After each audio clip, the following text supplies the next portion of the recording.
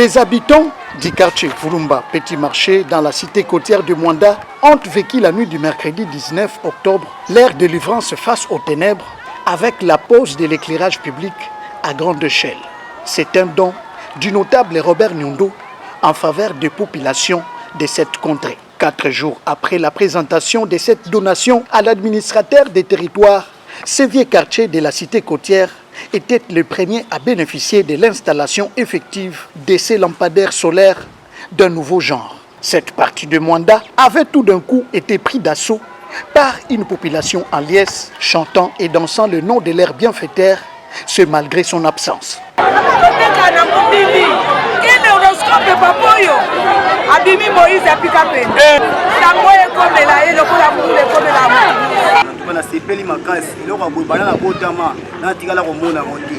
Et ça, les vraiment, c'est mon casse, la lumière, combien de monde a couru, mais le fait que la lumière a tiré sur Awa, et ça, les avantage dans le petit marché, parce que la venue, nous avons presque.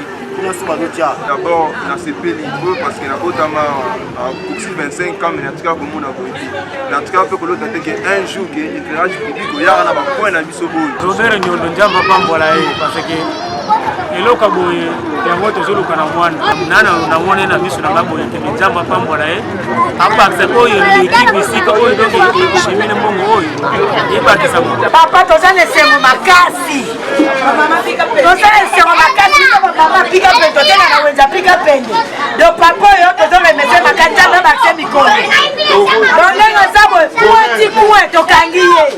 adonki to bamono se balongwe. Une technologie de pointe adaptée aux conditions climatiques de cette portion du pays, ces lampadaires à LED qui jouissent d'une autonomie totale, éclairage garanti, 365 nuits par an, une véritable révolution pour la communauté locale.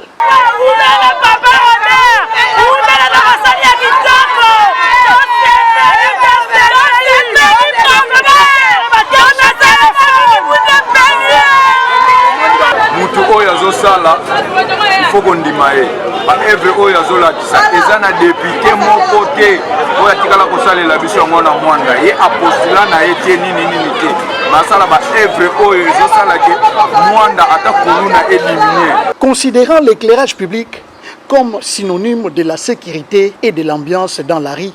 l'homme de la Sodimas Congo tient donc à éclairer via ce gros projet jamais lancé à Mwanda toutes les poches noires du bassin côtier RD congolais qui attend toujours du gouvernement son électrification. La LED, tout le monde connaît, mais la maîtrise de ces petits composants électroniques exige de la matière grise. Voilà qui justifie la présence des ingénieurs qualifiés de la Sodimas dont Jancy Lelo dans la pose de ces sources d'énergie avec comme leitmotiv la vérification de la performance des installations ainsi que la qualité de l'éclairage au grand bonheur des bénéficiaires.